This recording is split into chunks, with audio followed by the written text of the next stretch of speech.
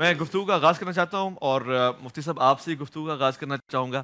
یہ ذرا بنیادی طور سے ہمیں بتا دیں تصور کیا ہے لال گائے کا، پھر بنی اسرائیل کا، یہ وہی قوم ہے جس کو اللہ نے سب کے اوپر فضیلت قرار دیا تھا عالمین کے اوپر؟ الحمد للہ رب العالمین والصلاة والسلام علی رسولہ النبی الکریم۔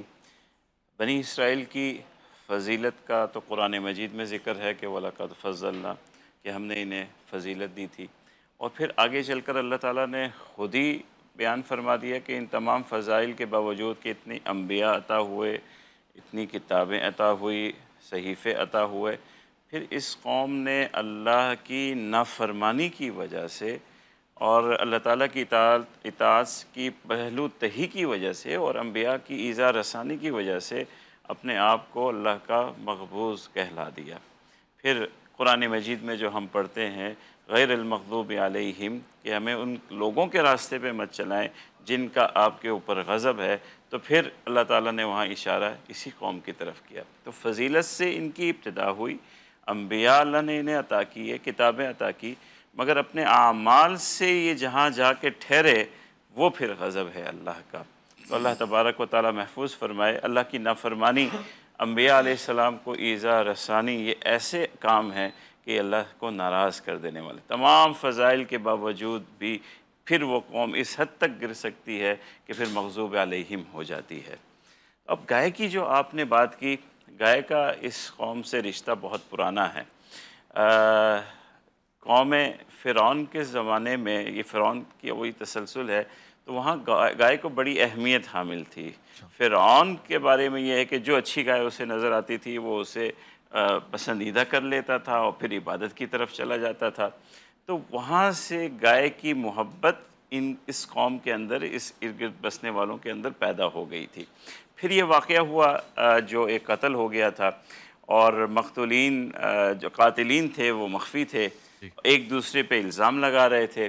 حضرت موسیٰ علیہ السلام کے پاس آئے تو حضرت موسیٰ علیہ السلام کو اللہ تعالیٰ نے حکم فرمایا کہ ایک گائے کو ذبح کریں تاکہ قاتل کا پتہ چل سکے۔ وہاں بھی اللہ تعالیٰ کے حکم میں یہ حکمت تھی کہ ان کے دل میں گائے کی محبت پیدا ہوئی ہے، ہاں بچھڑے کو یہ بوجھ چکے ہیں۔ جی جی وہاں امتحان بھی بچھڑے کی صورت جی میں آیا، گائے جی کی صورت میں۔ جی پہلے فرعون سے محبت چلی، جی پھر بچڑا دیکھا بولتا ہوا، اسے معبود بنا لیا۔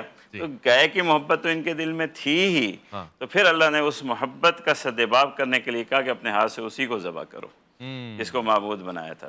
اب پہلو تہی تو ان کے اندر تھی ہی کہ اب پس سے پیش کرنے لگے کہ بھائی گائے ذبح کی، بس اتنا حکم کافی تھا، کوئی گائے ذبح کر دیتے کہ نہیں جی ہمیں بتائیں کہ یہ گائے کی حقیقت کیا ہے، کیسی ہونی چاہیے۔ پہلے تو کہا کہ آپ مذاق کر رہے ہیں حضرت موسیٰ علیہ السلام کو، کہ ہم آپ سے سوال یہ لے کر آئے ہیں کہ اس مقتول کا قاتل کون ہے، ہاں اور جواب یہ ہے کہ گائے ذبح کریں، ہاں تو یہ آپ مذاق کر رہے ہیں۔ تو اللہ کے رسول صلی اللہ علیہ وسلم نے فرمایا کہ اللہ کے احکامات میں کوئی بات نہیں حکمت ہے۔ واہ اللہ تعالیٰ اس توحید کی طرف تمہیں ہر معاملے میں لے جانا چاہتے ہیں کہ ان سب چیزوں سے جنہیں تم نے اتنا بڑھا دیا کہ پوجا بھی کیا، اب اپنے ہاتھ سے ذبح کر ذبح کرو اسے۔ انہوں نے جب سوال شروع کیے تو جیسے جیسے وہ سوال میں بڑھتے گئے ویسے ویسے ان کے اوپر تنگی بڑھتی گئی۔ اچھا یہاں سے ایک تعلیم ہمیں ملتی ہے کہ بے جا سوالات تنگی لاتے ہیں، علم نہیں لاتے۔ بے جا سوال کبھی نہیں کرنا چاہیے۔ بے جا سوالات کیے، تنگی ہونا شروع ہو گئی۔ پہلے اللہ تعالیٰ نے فرما دیا کہ وہ ایسی ہو، نہ کھیتوں میں جوتی جاتی ہو، نہ کام کرتی ہو، آزاد پھرنے والی ہو۔ دوسرا سوال ہوا، پھر اس میں عمر کی بات ہو گئی کہ نہ وہ بالکل کم عمر ہو، نہ وہ بالکل بوڑھی ہو کہ بچے نہ جنتی ہو، اوانم بین ذالک۔ پھر اس کے بعد رنگ کی رنگ کی بات بات ہو ہو گئی، اور رنگ بھی پھر اللہ تعالیٰ نے ایسا لیا کہ جو پورے علاقے میں ایک ہی تھی، اچھا اور اس میں بھی اللہ کی رحمت تھی۔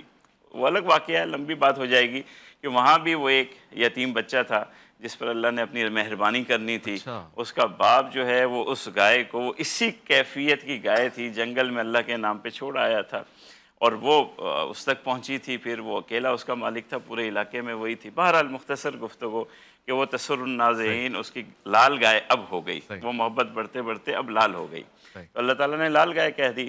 اس میں ایک بات ذہن میں رکھیے کہ یہ اللہ کی پسندیدہ نہیں ہے، اچھا یہ ان کے سوالوں کے جواب میں اللہ تعالیٰ سختی برتتے جا رہے ہیں۔ अब अच्छा। हमारे यहाँ भी बाज़ लोग ये सोचने लगे कि कुर्बानी में लाल गाय तलाश करें, अगर होती तो हुज़ूर सल्लल्लाहु अलैहि वसल्लम ज़रूर फरमाते। हाँ, तो अल्लाह ताला की पसंदीदा नहीं है ये लाल गाय। सही। ये इनके सवालों के जवाब में वो सख्तियाँ हुई। तो अच्छा, बहरहाल वो गाय मिल गई और उसको इन्होंने उस चमड़े के अंदर सोना भर करके उस कीमत पे लिया और वो उसे ज़बह कर दिया। अच्छा, यहाँ तक तो कुरान सही, मजीद साथ देता है, ये सही। वाक़या हुआ।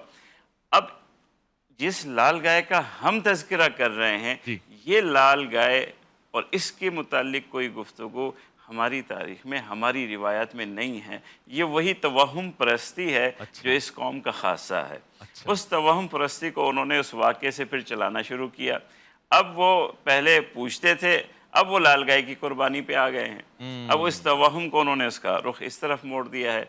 अब वो ये चाहते हैं और ये समझते हैं कि इतने बच्चों का खून और इतना सब कुछ एक लाल गाय धो सकती है, तो ये उनकी मर्ज़ी है, मगर इसका दीन से, हमारी सही बात है, रिवायात से कोई ताल्लुक़ नहीं कोई है ताल्लुक नहीं। और कुछ इस कुर्बानी से होने वाला होने नहीं वाला है। नहीं, होगा ठीक है। वही जो रब चाहता है। बेशक